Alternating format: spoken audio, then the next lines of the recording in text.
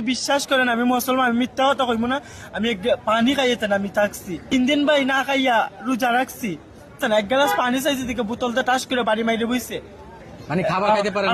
আমার সাথে ওরা ছিল, ওরা জিজ্ঞাসা করেন আমি এক বেলা খাইলে আমি আর সর্ব মানে আল্লাহ নবীজির দেশ সৌদি আরব, এটা মানার দরকার। কিন্তু আল্লাহ নবীজির দেশ কইটা কথা, কিন্তু এরকম অত্যাচার করা দেখছি না।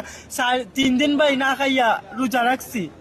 রমজানের মাঝে ধরছে, 25 রমজানও ধরছে, 3 রমজান পর্যন্ত খাবার দিচ্ছে না। এক গ্লাস পানি চাইছে দিকে বোতলটা টাস করে বাড়ি মাইরে বইছে।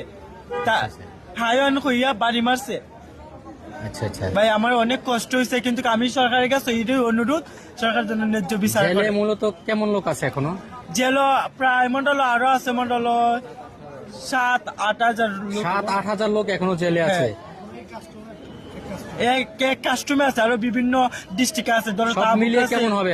40-50 হাজার লোক হবে? আরো বেশি হইব, আরো বেশি হবে, 2-3 লাখ হইব। আচ্ছা আচ্ছা।